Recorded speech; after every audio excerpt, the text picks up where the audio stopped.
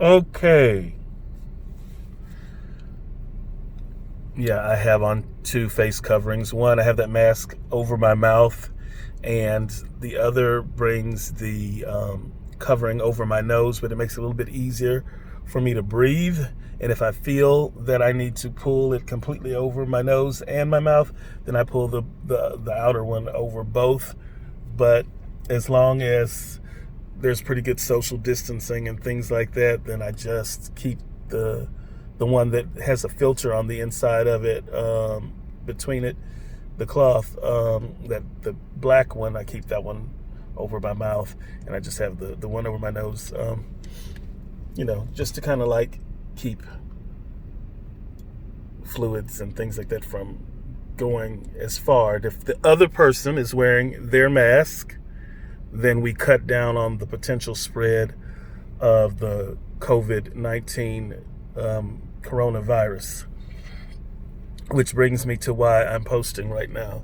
You can agree with me, you can disagree with me. Everybody's entitled to their own opinion, plain and simple. But this is my opinion, and this is how I feel about it. I feel like politicians really dropped the ball as it relates to the coronavirus. Okay? Now, what should have happened is this. I believe that these masks or face coverings or whatever should have been mandatory from the beginning. Okay? A lot of politicians, especially Republican politicians, did not want to go along with that. But I feel like if you can mandate that people have insurance, if you can mandate, and I'm talking about things like as simple as car insurance, because in the state of Texas where I'm from, if you drive, you have to have car insurance. It's mandated by law. So if you can mandate that a driver has to have car insurance, if you can mandate that people have to be in seat belts, then surely during a respiratory pandemic, at least in the short term, I'm not saying forever and ever, amen, but in the short term, you can mandate that people have to have on a face mask or they're going to get a fine or some type of repercussion. You can do that. And I know that some people are claiming you're stepping all over their civil liberties, their civil rights and things like that. Spare me. With all of the civil rights issues that are going on, you going to tell me that you can't wear a mask? I have no choice in the air that I share with you when we're in close proximity. And everybody doesn't have the option to stay at home all the time. There's a myriad of reasons why people would want to get out. But also, I should be able to come out of my house sometimes. And this is good for everyone, including the economy, that people are able to come out of their houses. I don't want to be in my house all of the time. So on this, me and many conservatives agree that I should be able to come out. However, myself and many liberals agree on the fact that you should be required to wear a face mask or face covering. I don't see why we can't do both. I don't see why we can't limit the amount of people in an establishment. Guess what? We already do. That's what the fire marshals do. That's what those city ordinances and codes are there for already. There's a certain amount of people that can be in a building at any particular time, or the fire marshal can come through there and cite them or shut the place down or whatever. So we're already living with that. That's nothing new. So during a pandemic, why can't they say you have to operate at 50% capacity or else we're going to come and shut you down? Or your licenses will be in jeopardy, whatever. Why can't they do that during a pandemic? I think that they can. So why not have businesses open at 50% and require people to wear masks? I think it's a very good win-win type of situation. If you feel like it's a compromise, then it's a compromise. But in a pandemic, I feel like it's a win-win situation.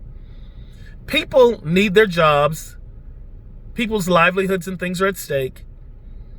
People also need to get out for their own personal reasons sometimes, just for the psychology of it. Sometimes people will feel like they're going stir crazy and get really depressed, and who knows what happens if they are forced to stay locked in the house all of the time. They're not prisoners. All of these people didn't do something wrong. So we're not in prison we should be able to be free and move around freely.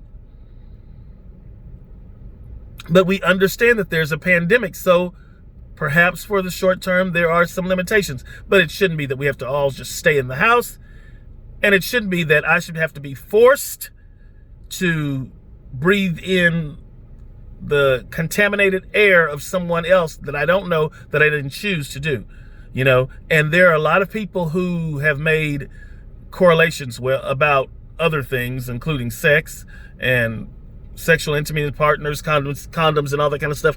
We're not going to even go there. You make a choice about those things, okay? But if you don't make a choice to breathe in COVID-19 from the person that's next to you, and just because you go out of your house doesn't mean that you are saying, okay, I want to breathe in COVID-19. And yes, I know that it could happen. Even with masks, there's the potential, but we also know that the masks, when everybody's using them, they do cut down on some of the risk. And just stop being selfish and making excuses. Stop being selfish. Stop making excuses. Wear the masks. Okay? Let's grow up, people. Let's care about each other. Let's care about our fellow citizens and our fellow human beings on this earth. Wear the Blaine masks. Okay? Wear them. Wear the damn masks. That's what I wanted to say. Just wear them. Wear the damn masks. And let's keep businesses open at 50%. Stop blaming things like bars and things like that. It's not their fault. This isn't about politics. This is about people's lives. And all of you are screwing up, is the way that I feel. Liberals and conservatives, you're all screwing this up. Get it together.